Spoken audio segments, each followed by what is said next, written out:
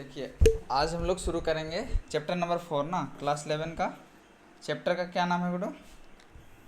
Motion in plane ना, motion in plane, plane में motion ना। तो देखिए इस चैप्टर को पढ़ने से पहले हम लोग को पढ़ना पड़ेगा वेक्टर के बारे में। किसके बारे में? वेक्टर के बारे में। वेक्टर क्या होता है सबसे पहले हम लोग को क्लियर करना पड़ेगा। तो वेक्टर क्या होता है क्या आपको पता है? What is vector? कभी पढ़े हैं आज से पहले? हमको लगता है 9-10 में देखे होंगे। वेक्टर क्या होता है? Vector is a quantity having both magnitude as well as direction. Vector वैसा क्वांटिटी होता है जिसका क्या होता है? मैग्नीट्यूड और डायरेक्शन दोनों होता है ना। तो वेक्टर का डेफिनेशन क्या लिखेगा? Vector it is a quantity which है both magnitude as well as direction. तो देखिए मोशन इन प्लेन का अगर डेफिनेशन का बात करें तो प्लेन मतलब आप क्या समझते हैं? प्लेन मतलब 2 डायमेंशन, मतलब लेंथ और ब्रेथ के लॉन्ग, जिसे हम लोग इससे पहले चैप्टर पढ़े थे मोशन इन स्ट्रेट लाइन। इसमें हमारा बॉडी क्या था? एक स्ट्रेट लाइन में था, ठीक है। तो उसका मोशन को हम लोग अलग अलग तरीके से ऑब्जर्व किए थे। तो ये हमारा मोशन इन प्लेन, मतलब जब कोई बॉडी प्लेन पाथ में मूव करेगा तो उस केस में हम लोग क्या करेंगे? उसके मोशन को ऑब्जर्व करेंगे। तो देखिए इसमें क्या बोल रहा है? When body moves in such that the both coordinate axis of the body will change, then this motion is called motion in plane। तो motion in plane कब बोलेंगे? जब कोई बॉडी मूव कर रहा है और उसका दोनों कोऑर्डिनेट एक्सिस चेंज हो रहा है। कहने का मतलब एक्स एक्सिस और वाई एक्सिस दोनों कोऑर्डिनेट एक्सिस अगर चेंज हो रहा है तो उस टाइप का मोशन को बोलते हैं मोशन इन प्लेन, ठीक है। तो इसमें हम लोग को स्केलर क्वांटिटी, वेक्टर क्वांटिटी के बारे में जानना है। स्केलर क्वांटिटी क्या होता है? जिसका सिर्फ मैग्नीट्यूड होता है, डायरेक्शन नहीं होता है, ठीक है। तो देखिए स्केलर के बारे में बताया जा रहा है। स्केलर क्या है? स्केलर एक ऐसा क्वांटिटी है that is fully described by magnitude only. मतलब इसको हम लोग डिस्क्राइब करते हैं उसके सिर्फ मैग्नीट्यूड से। जैसे कि हम कहीं गए, बोलेंगे आपको कि हम 5 किलोमीटर गए, ठीक है। तो ये 5 किलोमीटर क्या चीज़ को बता रहा है? मैग्नीट्यूड को। लेकिन 5 किलोमीटर ईस्ट की ओर गए हैं या फिर वेस्ट की ओर गए हैं, इसका कोई जिक्र हम लोग स्केलर में नहीं कर रहे हैं, ठीक है। स्केलर एक ऐसा क्वांटिटी है जिसका सिर्फ क्या होता है? मैग्नीट्यूड होता है, कोई भी डायरेक्शन नहीं होता है, ओके। नेक्स्ट है हम लोग आ जाते हैं वेक्टर में। किसमें? वेक्टर में। तो वेक्टर एक ऐसा क्वांटिटी होता है जिसका दोनों चीज़ होता है। कहने का मतलब मैग्नीट्यूड भी होता है और डायरेक्शन भी होता है। तो देखिए वेक्टर के बारे में क्या बताया जा रहा है यहाँ पे? Vector is a quantity which have, vector is a quantity that has both magnitude and direction. Vector एक ऐसा क्वांटिटी होता है जिसका दोनों चीज़ होता है, मैग्नीट्यूड भी होता है और डायरेक्शन भी होता है। और इसको हम लोग वेक्टर लॉ ऑफ एडिशन से क्या करते हैं? एड या सब्ट्रैक्ट करते हैं, ठीक है। इसमें वेक्टर लॉ क्या होता है? फॉलो होता है, ओके। एग्जाम्पल में हो गया फोर्स, एक्सेलरेशन, वेलोसिटी, डिस्प्लेसमेंट, ये सब क्या है? वेक्टर है। क्या है? वेक्टर है, ओके। समझ में आया? स्केलर वेक्टर समझ में आया? प्लेन में मोशन इन प्लेन का मतलब क्या होता है? जिसमें दोनों कोऑर्डिनेट एक्सिस चेंज होगा, एक्स एक्सिस भी और वाई एक्सिस भी, ठीक है। अब हम लोग एक नेक्स्ट जो टर्म है वो है पोजीशन वेक्टर। क्या है? Position vector. पोजीशन वेक्टर अब क्या होता है भाई? तो पोजीशन वेक्टर क्या होता है? एक ऐसा वेक्टर जो कि रिप्रेजेंट करता है क्या चीज में? Representing straight line, distance and the direction of any point. मतलब डिस्टेंस के साथ साथ डायरेक्शन को बताता है, उसको बोलते हैं पोजीशन वेक्टर। मतलब एक ऐसा वेक्टर, ठीक है, जो क्या चीज़ को बता रहा है? डिस्टेंस। डिस्टेंस से क्या है? Scalar quantity. डिस्टेंस डिस्प्लेसमेंट आप लोग 9th क्लास में पढ़े होंगे, ठीक है। डिस्टेंस क्या है? Actual path covered by an body is known as distance. Displacement is the shortest path between initial and final position. Displacement एक क्या ऐसा क्वांटिटी होता था? Vector quantity. डिस्टेंस कैसा क्वांटिटी? Scalar quantity. तो पोजीशन वेक्टर एक वेक्टर है, ठीक है। वेक्टर मतलब जिसका मैग्नीट्यूड भी होगा और डायरेक्शन भी होगा ना। Vector representing the straight line, distance and direction. Distance के साथ साथ क्या चीज़ को बताता है? डायरेक्शन ऑफ एनी पॉइंट और ऑब्जेक्ट, ठीक है, with respect to any origin. मतलब किसी ओरिजिन के रिस्पेक्ट में वो कितना दूर है, उस ओरिजिन से कितना दूर में है, ठीक है। उसका एग्जैक्ट पोजीशन और डायरेक्शन को कौन बताता है? Position vector. इसका कॉन्सेप्ट थोड़ा सा और क्लियर होगा जब हम लोग और सारा कॉन्सेप्ट को देखेंगे, ठीक है। जैसे कि पोजीशन वेक्टर को दिखाना है, ठीक है, 2D में, ठीक है। तो 2D में हमारा क्या होता है? 2 कोऑर्डिनेट एक्सिस हम लोग लेते हैं, एक एक्स एक्सिस और दूसरा वाई एक्सिस ना। इस टाइप से कुछ हम लोग ले सकते हैं, 2 कोऑर्डिनेट एक्सिस, एक एक्स और दूसरा वाई, ठीक है। तो सपोज यहाँ पे कुछ पॉइंट है, मान लेते हैं 3,2 है, ठीक है, सपोज ये पॉइंट, ठीक है, ठीक।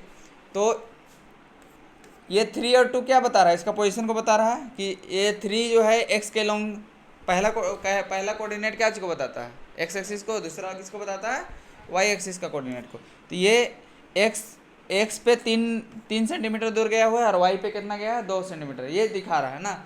इसी टाइप से आप लोग यहाँ पे देखिए, यहाँ पे 2,3 दिखाया है, ठीक है, इस नोट्स में यहाँ पे दिखाया है, ठीक है। तो ये पोजीशन को दिखा रहा है ना। तो यहाँ से सपोज हम लोग इसको ओरिजिन से मिला दे रहे हैं, ठीक है, ओरिजिन से इस पॉइंट को क्या कर रहे हैं, मिला दे रहे हैं। तो ये हमारा पोजीशन वेक्टर कहलाएगा, क्या कहलाएगा, पोजीशन वेक्टर, ठीक है। तो पोजीशन वेक्टर को समझने से पहले यूनिट वेक्टर भी आपको थोड़ा सा समझना होगा। यूनिट वेक्टर बताया गया है, नहीं बताया गया ना, यूनिट वेक्टर हम बताते हैं आपको, ठीक है। यहाँ पे नहीं लिखा गया है, एक सेकेंड। यूनिट वेक्टर, कौन सा वेक्टर, यूनिट वेक्टर, ठीक है। तो यूनिट वेक्टर क्या होता है, वैसा वेक्टर जिसका मैग्नीट्यूड 1 होता है, ठीक है। जैसे कि इसको अगर हम लोग को सपोज दिखाना है, इसका पोजीशन को, इसको हम लोग देखिए, ये एक्स एक्सिस के लॉन्ग 3 यूनिट गया है और वाई एक्सिस के लॉन्ग ये कितना यूनिट गया है, 2 यूनिट, ठीक है। तो इसको हम लोग लिखेंगे 3x कैप, देखिए आपको बताएंगे, यही x कैप आपका यूनिट वेक्टर है, ठीक है। 3x cap plus 2y cap, ठीक है, 2 क्या, y कैप।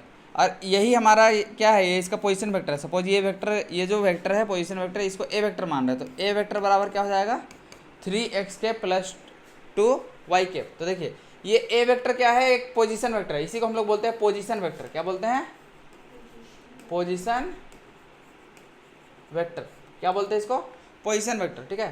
तो पोजीशन वेक्टर, इसमें ये जो एक्स कैप लगाए हैं और ये वाई कैप जो है, ये बेसिकली क्या चीज़ को बता रहा है, डायरेक्शन को बता रहा है, ठीक है। तो यूनिट वेक्टर क्या होता है, एक ऐसा वेक्टर जिसका मैग्नीट्यूड 1 होता है, मैग्नीट्यूड क्या होता है, 1, ठीक है। अभी बस इतना ही सा अभी रखिए दिमाग में कि यूनिट वेक्टर बेसिकली होता क्या है, unit vector is a vector which have magnitude 1, ठीक है, ठीक। तो यूनिट वेक्टर को ऐसे ही दिखाते हैं, जैसे कि एक्स वेक्टर का यूनिट वेक्टर निकालना है, तो एक्स वेक्टर का यूनिट वेक्टर क्या हो जाएगा, एक्स कैप, ठीक है। तो एक्स कैप का एक फार्मूला होता है, एक्स कैप के बराबर x vector by x vector का रिजल्टांट। ये जो एक्स वेक्टर है इसका क्या करना होगा, रिजल्टांट निकालने का भी बात बताएंगे आपको, ठीक है। तो चलिए थोड़ा सा हम लोग आगे बढ़ते हैं, ठीक है। थोड़ा सा भी बात समझ में आया कि बेसिकली पोजीशन वेक्टर क्या चीज़ को बताता है, पोजीशन को, ये आपका क्या है, पोजीशन वेक्टर। और यहाँ पे 3x कैप, ये x कैप क्या बता रहा है कि ये x एक्सिस के लॉन्ग है, ठीक है। और ये 3 क्या चीज़ को बता रहा है, मैग्नीट्यूड को, ठीक है। इसी टाइप से 2y कैप, 2 क्या चीज़ को बता रहा है बेटो, मैग्नीट्यूड को, और y कैप क्या चीज़ को बता रहा है, डायरेक्शन, ठीक है। तो ये x कैप और ये जो y कैप है, x कैप और ये जो y कैप है, ये आप लोग, ये दोनों आपका क्या है, यूनिट वेक्टर, क्या है, यूनिट वेक्टर। इसके बारे में और एलिबरेट करेंगे जैसे जैसे कॉन्सेप्ट आएगा, ठीक है। हम लोग थोड़ा सा आगे की ओर बढ़ते हैं। कुछ बोल रही है मम्मी,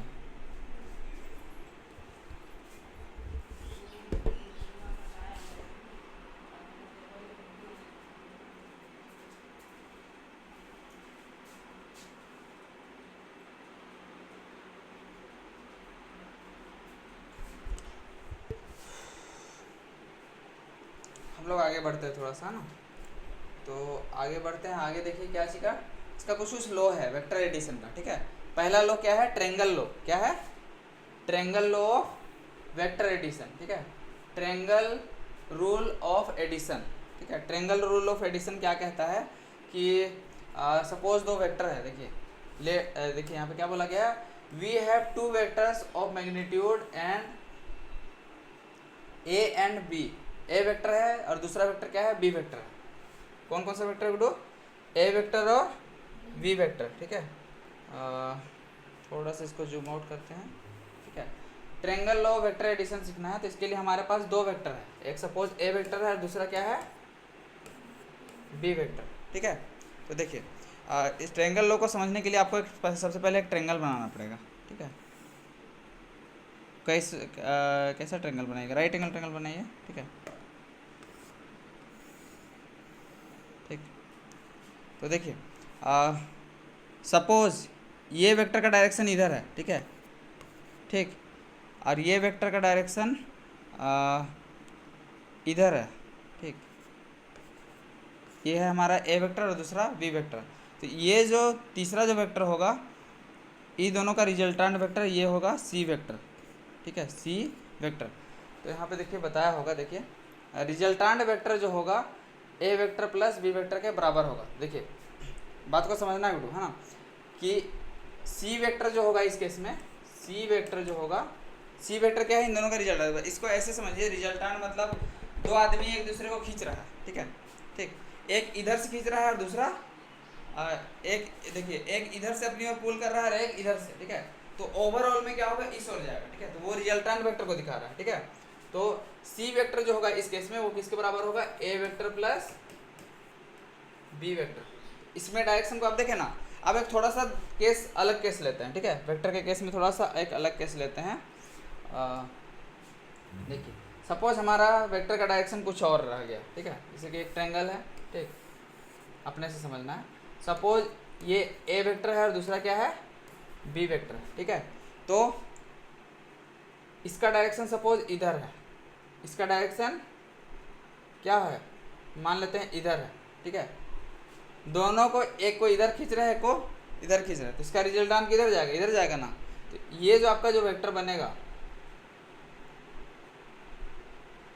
ये जो वेक्टर बनेगा, सपोज इधर दिखा दे रहा है इसको, ठीक है, तो ये आपका हो जाएगा ए वेक्टर माइनस सी वेक्टर। यहाँ पे माइनस वाला बात लेकिन बताया नहीं है, बस सिंपली बताया। देखिए ये है ए वेक्टर, है ना, और ये है आपका कौन सा वेक्टर, बी वेक्टर। देखिए ए वेक्टर और बी वेक्टर, तो इसका रिजल्टेंट किधर जाएगा, इधर की ओर, ठीक है। मतलब रिजल्टेंट के बारे में बताया, इसको भी रहने दीजिए, इसको बाद में बताएंगे, ठीक है।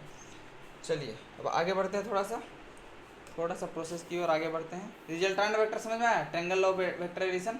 सपोज दो वेक्टर है, एक ए वेक्टर इधर की ओर है, एक बी वेक्टर इधर की ओर। देखिए इसमें वेक्टर में कुछ कुछ रूल भी है, जब वेक्टर के बारे में स्पेशली आप पढ़िएगा ना, तो कुछ कुछ रूल बताया गया है कि वेक्टर को हम लोग पैरेलली शिफ्ट कर सकते हैं। जैसे कि देखिए, जैसे कि एक वेक्टर इस डायरेक्शन में है, समझिए थोड़ा सा, ठीक है, एक वेक्टर इस डायरेक्शन में है और दूसरा वेक्टर किधर है, इधर की ओर।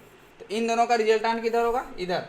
मतलब ये सपोज अगर सी वेक्टर है, तो सी वेक्टर किसके बराबर होगा, ए वेक्टर प्लस बी वेक्टर, ठीक है। ये जो सी वेक्टर होगा वो ए वेक्टर प्लस बी वेक्टर के बराबर होगा, ठीक है।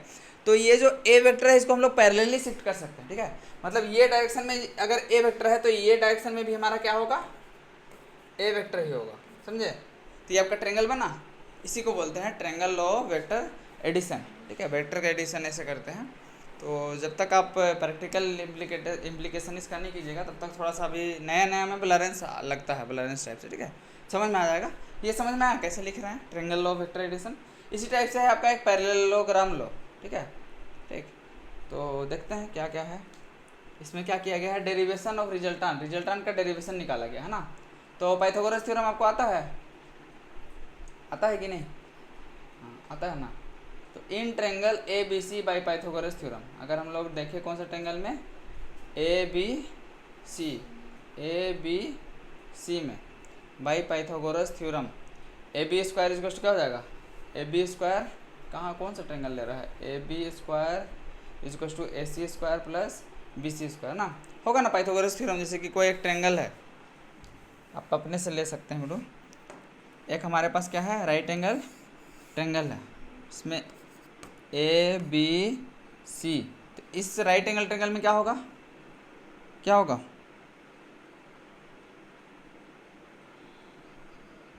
राइट एंगल ट्रायंगल में क्या होगा बेटू, पाइथागोरस थ्योरम अप्लाई आप कर सकते हैं। कैसे अप्लाई कीजिएगा, ए सी स्क्वायर बराबर क्या हो जाएगा, ए सी स्क्वायर बराबर a B square plus B C square होगा, a B square plus B C square, ठीक है। तो आपको ए सी निकालना है ना, क्या निकालना है, ए सी। तो ए सी बराबर क्या हो जाएगा, under root A B square plus B C square. ये तो सिंपल हो गया पाइथागोरस थ्योरम, ठीक है। वेक्टर के टर्म्स में इसको कैसे करेंगे उसको देखते हैं थोड़ा सा, ठीक है। देखिए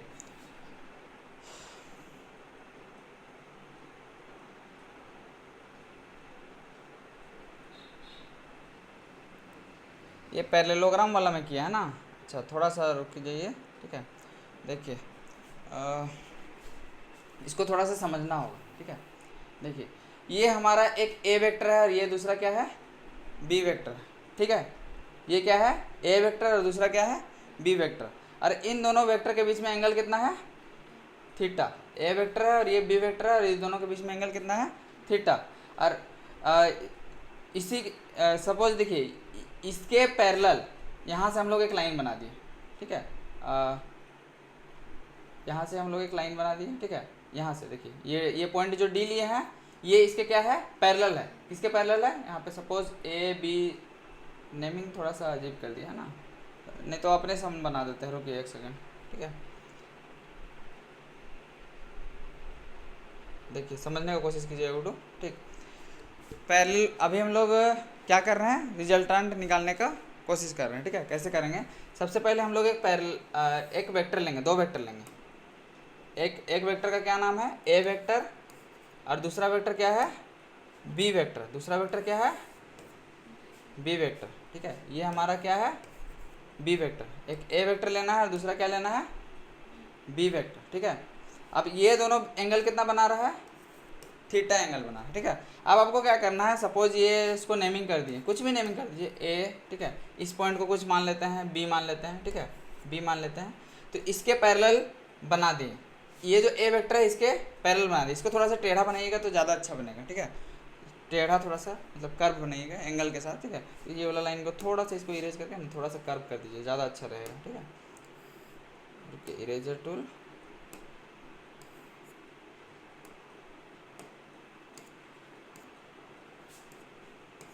ठीक है। देखिए थोड़ा सा एक सेकेंड, देखिए हम लोग क्या कर रहे हैं, अरे यार कंसिडर कर रहे हैं ये वेक्टर जो कि एंगल कितना बना रहा है, थीटा बना रहा है। ये हमारा कौन सा वेक्टर है, ए वेक्टर। अब इसी के पैरेलल हम लोग यहाँ पे बना दिए, तो ये भी हमारा क्या वेक्टर रहेगा, ए वेक्टर, क्योंकि वेक्टर को हम लोग पैरेलली शिफ्ट कर सकते हैं। मतलब ये जितना एंगल बना रहा है उतना ही एंगल ये भी बना रहा है, ये भी क्या है, थीटा है, ठीक है, ठीक है। अब इसको क्या किए, इसको हम लोग यहाँ पे कहीं से मिला दिए, ठीक है। सपोज यहाँ से इसको मिला दिए, ठीक। तो ये हमारा एक पैरेललोग्राम बना। तो देखिए ये भी, ये इसके क्या है, ये इसके पैरेलल है, ठीक है। और ये इसके भी पैरेलल यहाँ से एक पॉइंट बना दिए, तो ये भी हमारा क्या कहलाएगा, बी वेक्टर ही कहलाएगा, ठीक है, ठीक। और यहाँ इस पॉइंट पे जहाँ पे मीट किया, यहाँ से हम लोग एक परपेंडिकुलर ड्रॉ कर दिए। क्या ड्रॉ कर दिए, परपेंडिकुलर, ओके, परपेंडिकुलर ड्रॉ कर दिए। अब हम लोग यहाँ पे ध्यान से देखेंगे, ठीक है। तो ये ए वेक्टर है और ये थीटा है, ये ए वेक्टर है और ये क्या है, थीटा। तो ये आपका हो जाएगा ए कोस थीटा, ए कोस थीटा। अब ये अगर आपको नहीं समझ में आ रहा है तो इसके लिए आपको ट्रिग्नोमेट्री में आना होगा 10th क्लास का, ठीक है। 10th क्लास का ट्रिग्नोमेट्री थोड़ा सा आते हैं, देखिए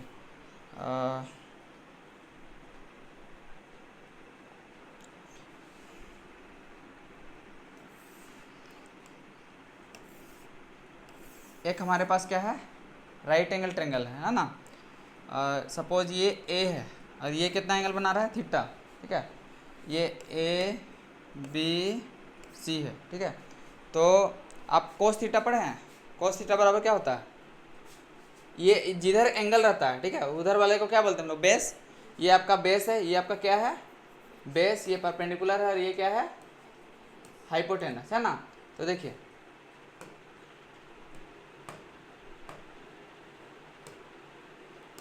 बेस है, परपेंडिकुलर है और ये हाइपोटेनस है। तो आप अगर कोस थीटा निकालिएगा, क्या निकालिएगा, कोस थीटा बराबर क्या होता है, कोस थीटा बराबर पी बाई एच या बी बाई एच, क्या होता है, B by H, B by H होता है ना। बी बाई एच मतलब बी सी बाय हाइपोटेनस हमारा क्या है, सपोज ये कुछ भी है, ठीक है, ये ए है तो बी सी बाई क्या होगा, ए होगा, या फिर ए बी जो भी है, ठीक है, हाइपोटेनस होगा ना टू ऐसे, ठीक है। तो आपको बी सी निकालना है, तो बी सी बराबर क्या हो जाएगा, ए कोस थीटा होगा। बी सी इक्वल टू क्या हो जाएगा, ए कोस थीटा। तो देखिए यही चीज़ आ रहा है, मतलब ये अगर ए है तो ये आपका क्या आ जाएगा, ए कोस थीटा। इसी टाइप से जब साइन थीटा आप निकालिएगा तो ये आपका जो परपेंडिकुलर कंपोनेंट होता है, ठीक है, ये आपका ए साइन थीटा आता है, क्या आएगा, ए साइन थीटा। निकाल के देखिएगा, अगर नहीं आएगा तो बताइएगा, ठीक है, ठीक। ये ए कोस थीटा, जिधर जिधर एंगल रहेगा उधर कोस थीटा हमेशा कंपोनेंट में ब्रेक करेंगे, ठीक है। और उसके परपेंडिकुलर डायरेक्शन में क्या करेंगे, साइन थीटा लेंगे, ठीक है। तो चलिए अब हम लोग इस ट्रायंगल लो वाला जो डेरिवेशन है रिजल्टेंट का, इसको हम लोग कंप्लीट करते हैं। ठीक है, तो यहाँ पे देखिए ये आपका क्या हो गया, ए कोस थीटा, यहाँ पे समझ में आया, ए कोस थीटा क्यों लिए। ठीक है, इसी टाइप से ये जो आपका कंपोनेंट होगा ये क्या होगा, ए साइन थीटा। ठीक है, ये चीज़ अब समझ में आया, अब ये डायग्राम। ठीक है, अब हम लोग आ जाते हैं प्रीवियस जो हमारा नोट्स था। यहाँ पे देखिए है, यहाँ पे सपोज बी वेक्टर है तो ये क्या हो जाएगा, बी कोस थीटा। ठीक है, और ये क्या हो जाएगा, बी साइन थीटा। ठीक है, क्योंकि इसको बी वेक्टर लिया, हम उस डायग्राम में इसको ए वेक्टर लिए थे, इसको बी वेक्टर, कोई अंतर नहीं है। ठीक है, अब देखिए अब यहाँ पे क्या किया गया है, यहाँ पे अगर हम लोग इस ट्रेंगल में देखें तो इस ट्रेंगल में एक राइट एंगल ट्रेंगल बन रहा है ना, तो इसका स्क्वायर इन दोनों के सम के स्क्वायर के बराबर होगा कि नहीं। हाँ, ए बी का स्क्वायर, देखिए ए बी का स्क्वायर इज इक्वल टू क्या हो जाएगा, ए सी का, ये देखिए ये वाला बोल रहा है ए बी का स्क्वायर। ठीक है, ए बी हमारा क्या है, रिजल्टेंट है ना गुटू। इस वेक्टर के केस में देखिए ये ए वेक्टर है और ये क्या है, बी वेक्टर है। ठीक है, और ये जो ए बी है ये आपका क्या है, रिजल्टेंट आर वेक्टर, यही आपका क्या है, are vector, R for resultant vector. ठीक है, तो रिजल्टेंट वेक्टर मतलब ये आपको ए बी निकालना है, तो ए बी बराबर क्या हो जाएगा, अगर यहाँ से अगर हम लोग ध्यान से देखें, इसको इधर कर देते हैं, लेफ्ट साइड से हो सकता है जगह होगा, इधर बनाते हैं थोड़ा। ठीक है, ठीक, हम लोग को निकालना है ए बी, क्या निकालना है, ए बी बराबर क्या होगा, अंडर रूट किसका करेंगे, देखिए ये ट्रेंगल को अगर आप ध्यान से देखिएगा, इस ट्रेंगल को देखिएगा। ठीक है, ये वाले ट्रेंगल को, ओके, ये तो आप समझ गए बी साइन थीटा और बी कोस थीटा कैसे लिखे उस बीच वाले पॉइंट को। ठीक है, तो इस ट्रेंगल में अगर हम लोग ध्यान से देखें तो हमारे पास पाइथागोरस थ्योरम से ए बी बराबर क्या होगा, under root a C square plus B C square, होगा कि नहीं, तो इसको क्या लिखेगा, under root a C square plus B C square. ये चीज़ समझ में आया। अब देखिए ए सी की जगह में हम लोग क्या पुट करेंगे, तो देखिए ए सी क्या है, ए सी ये ए है यहाँ से लेके यहाँ तक, और ये क्या है, बी कोस थीटा, है कि नहीं, तो ए प्लस बी कोस थीटा, देखिए यहाँ पे पुट किया गया है, क्या पुट किया गया है, ए प्लस बी कोस थीटा। ठीक है, प्लस बी सी की जगह में क्या पुट करना है, ये देखिए यहाँ पे बी सी है ना, बी सी की जगह में क्या पुट करना है, बी साइन थीटा, क्या करना है, बी साइन थीटा, और इसका क्या कर देना है, होल स्क्वायर। अब समझ में आया, अब इसको सॉल्व कीजिए, इसका भी होल स्क्वायर, इसका भी whole square, a plus b का होल स्क्वायर क्या होता है, a square plus 2ab plus B square होता है कि नहीं, तो इसको सॉल्व कीजिए तो आपको फाइनली मिलेगा under root a square plus क्या, बी स्क्वायर कोस, मतलब बी का स्क्वायर कर ले रहा है, लास्ट में 2ab कर देंगे, कोई दिक्कत नहीं है। ठीक है, तो b square cos square theta होगा, cos square theta plus 2ab करेंगे तो 2 into a b cos theta, 2ab cos theta देगा, क्या देगा, 2ab कोस थीटा। ठीक है, इसके बाद ये बी साइन थीटा का होल स्क्वायर है। ठीक है, तो इसमें B square sine square theta होगा, क्या होगा, plus B square sine square theta. तो देखिए ये वाला स्टेप्स मैच कर रहा है, ये वाला स्टेप्स सेम टू सेम है ना, यहाँ तक कोई दिक्कत नहीं है। अब हम लोग आगे देखते हैं, यहाँ पे हम लोग कुछ चीज़ को देखेंगे, जैसे कि two a b cos theta, और देखिए b square cos square theta और b square sine square theta. ठीक है, इसमें से कुछ कॉमन है क्या, बी स्क्वायर दोनों कॉमन है ना, यहाँ पे देखिए बी स्क्वायर दोनों कॉमन है ना गुटो, है कि नहीं, और एक फॉर्मूला पढ़ा है, sign square theta plus cos square theta क्या होता है, 1 होता है, 10th क्लास में याद कीजिए, एक फार्मूला था, ट्रिग्नोमेट्री में था कि नहीं, देखिए एक फार्मूला था ऐसे, रुकिए एक second, sine square theta plus cos square theta equal to क्या होता है, 1। ठीक है, इस फार्मूला को यहाँ पे क्या करना है, अप्लाई करना है। तो यहाँ पे देखिए कैसे हम लोग करेंगे, सबसे पहले हम लोग क्या किए, इस पार्ट को सॉल्व करने के लिए यहाँ पे under root a square plus, ठीक है, 2ab कोस थीटा, कौन सा टर्म को, इसको 2ab कोस थीटा, इसको सामने लिख लीजिए, 2ab कोस थीटा। ठीक है, और देखिए यहाँ पे बी स्क्वायर यहाँ भी है और यहाँ भी क्या है, बी स्क्वायर कॉमन है ना, तो अब आप क्या कीजिए, बी स्क्वायर को कॉमन निकाल दीजिए, बी स्क्वायर को क्या कीजिए, कॉमन निकाल दीजिए। तो ब्रैकेट में जब कॉमन निकालिएगा तो आपके पास क्या बचेगा, sign square theta plus cos square theta मिलेगा, और sign square theta plus cos square theta क्या होता है, 1। तो यहाँ पे सिर्फ बचेगा बी स्क्वायर, समझे कि नहीं। तो यहाँ पे आपको फाइनली क्या मिलेगा, देखिए यहाँ पे जब आप इसको सॉल्व कीजिएगा तो आपको मिलेगा अंडर रूट, और ये क्या आ रहा है हमारा, रिजल्टेंट आ रहा है ना, रिजल्टेंट ही आ रहा है ना गुटो, देखिए क्या आ रहा था ऊपर में लेफ्ट साइड में, ए बी था ना, ए बी हमारा क्या है रिजल्टेंट, ए बी इज हो जाएगा a square plus 2ab cos theta, 2ab cos theta plus यहाँ पे सिर्फ क्या बचेगा बी स्क्वायर, मतलब under root a square plus 2ab cos theta plus B square, यही होता है रिजल्टेंट। क्या होता है रिजल्टेंट का फॉर्मूला। ठीक है, समझे कि नहीं। तो ये आपको नेक्स्ट पेज में बताया हुआ होगा। देखिए इसका नेक्स्ट पेज में आते हैं। देखिए a square plus B square plus 2ab cos theta, यही हमारा होता है रिजल्टेंट का formula. This gives only magnitude of A vector and B vector, मतलब ए वेक्टर और बी वेक्टर का ओवरऑल मैग्नीट्यूड को कौन बताता है हमारा रिजल्टेंट। ठीक है, जैसे कि एक बात को समझिए, हम ये ऑब्जेक्ट है, इसको इधर से 5 न्यूटन का फोर्स लगा रहा है, इधर से 5 न्यूटन। ठीक है, दोनों का डायरेक्शन क्या है अपोजिट, तो ओवरऑल में रिजल्टेंट क्या होगा 0, तो ये बॉडी मूव करेगा नहीं। ठीक है, तो ये नेट मतलब नेट ये किधर की ओर जाएगा, इसमें नेट फोर्स कितना लग रहा है उसको बताता है कौन हमारा रिजल्टेंट। समझ गए, this gives only magnitude of A vector and B vector. ठीक है, अब देखिए वेक्टर का कुछ कुछ टाइप बताया गया है। सबसे पहला जो टाइप है वो है इक्वल वेक्टर। क्या है इक्वल वेक्टर। इक्वल वेक्टर क्या होता है, two vectors having equal magnitude and direction, मतलब दो वेक्टर जिसका मैग्नीट्यूड और डायरेक्शन इक्वल होगा उसको हम लोग क्या बोलेंगे इक्वल वेक्टर।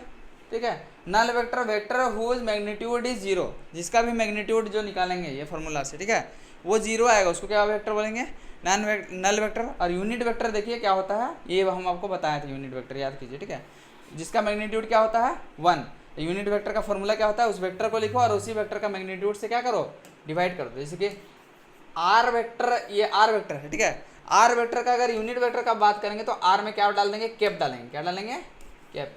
ये आर कैप क्या है यूनिट वेक्टर को दिखा रहा है, तो आर कैप बराबर क्या होगा आर वेक्टर को लिखो और उसका मैग्नीट्यूड से डिवाइड करो। ये जो मोड दिखा रहा है ये मैग्नीट्यूड को दिखा रहा है, किसको दिखाता है मैग्नीट्यूड को। समझ में आ रहा है थोड़ा थोड़ा। ठीक है, तो इसको हम लोग निकालते हैं एक आध क्वेश्चन, और आज के लिए इतना ही रहने देंगे, फिर आगे बढ़ेंगे नेक्स्ट क्लास में। ठीक है, क्योंकि ओवरडोज हो जाएगा, अभी फर्स्ट क्लास है, थोड़ा सा घर जाके वेक्टर के बारे में क्या कीजिए पढ़िए। ठीक है, जितना बात बताए हैं उससे कुछ कुछ और नया नया बात पता चलेगा धीरे धीरे। ठीक है, फिर हम लोग आगे बढ़ेंगे तो ज़्यादा अच्छा रहेगा, एक ही क्लास में ओवरडोज हो जाएगा। ठीक है, तो चलते हैं आगे की ओर थोड़ा सा। देखिए यहाँ पे क्या दिया गया है, देखिए मैं यूनिट वेक्टर निकालने का तरीका R vector by R vector का क्या करना है मैग्नीट्यूड से डिवाइड कर देना है। ठीक है, तो एक आध को क्वेश्चन इससे हम लोग रिलेटेड बना के देखते हैं। क्वेश्चन बनाया गया है नहीं बनाया गया ना, अच्छा ठीक है बनाया गया है इधर है। ठीक है, तो पहले थोड़ा सा और कुछ कुछ थ्योरी है देख लीजिए। Unit vector is along the x axis denoted by x cap, यहाँ पे एक्स कैप होगा। एक्स एक्सिस के अलोंग का यूनिट वेक्टर क्या चीज़ दिखाएंगे एक्स कैप से। ठीक है, एक्स कैप या फिर आई कैप भी लिखते हैं। क्या लिखते हैं आई कैप भी कहीं कहीं भी लिखता है। ठीक है, आई कैप। वाई एक्सिस के लॉन्ग है तो क्या कैप लिखेंगे जे कैप, और जेड एक्सिस के लॉन्ग है तो के कैप। आई कैप जे कैप और के कैप, ये चीज़ को भी आपको समझ के रखना है। ठीक है, तो देखिए अब हम लोग क्वेश्चन बनाते हैं और आज के लिए इतना ही रखेंगे। ठीक है, तो देखिए जैसे कि ये एक आपका आर वेक्टर दे दिया है आपको, एक आर वेक्टर कितना दिया हुआ है 3i cap plus 4j cap. तो आई कैप और जे कैप वाला बात क्यों बताया, क्योंकि यहाँ पे दिया हुआ है ना, फिर आप बोलते कि ये कहाँ से आया नहीं समझ में आ रहा है बोलते हैं ना, इसीलिए यहाँ पे दे दिया। तो आपको क्वेश्चन दे दिया सपोज कि एक आर वेक्टर, ठीक है, ये एक वेक्टर है जो कि है 3i cap plus 4j cap. ठीक है, आपको निकालना है क्या काउंट दिस यूनिट वेक्टर, मतलब इसी वेक्टर का यूनिट वेक्टर निकालना है। ठीक है, तो आर वेक्टर का यूनिट वेक्टर अगर निकालना है, आर वेक्टर का यूनिट वेक्टर मतलब आर कैप निकालना है आपको। ठीक है, तो आर कैप के लिए आपको जरूरी क्या पड़ेगा आर वेक्टर से आपको डिवाइड करना होगा जी को आर वेक्टर का मैग्नीट्यूड को। तो ये हमको पता नहीं है, इसको हम लोग सबसे पहले क्या करेंगे फाइंड आउट करेंगे। ठीक है, फाइंड आउट कैसे करेंगे, आर वेक्टर का आपको मैग्नीट्यूड निकालना है। तो आपको मैग्नीट्यूड निकालने का क्या फॉर्मूला बताया बेटो, क्या बताया है under root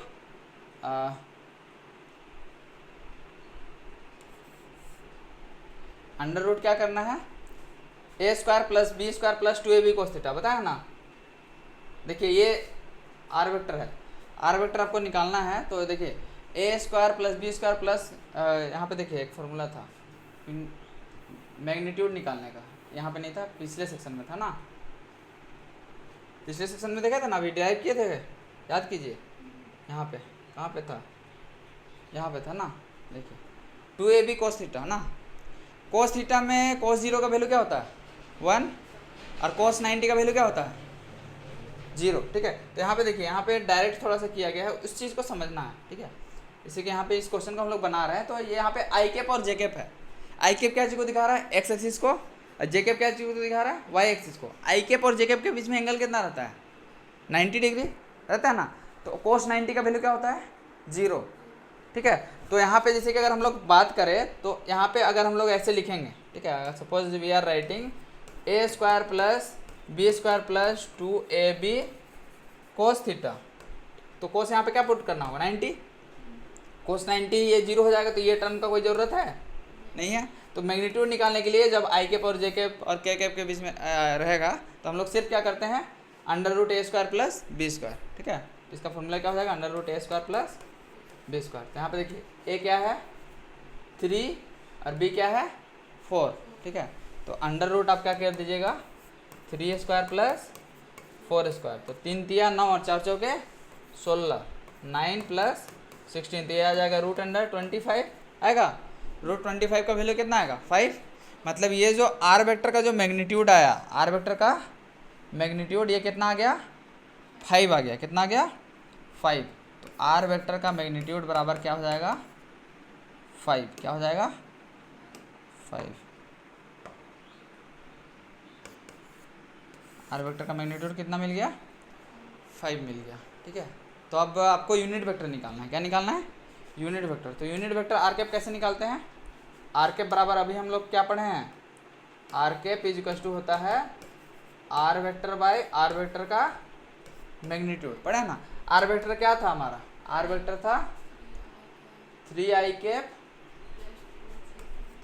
cap plus 4j cap, और इसको डिवाइड करेंगे कितना से 5 से, इसको आप सेपरेट करके भी लिख सकते हैं 3/5 i cap plus 4/5 j cap, ये आपका हो गया इसका क्या यूनिट वेक्टर, ठीक है। तो ऐसे आपको यूनिट वेक्टर क्या करना है निकालना है, ठीक है।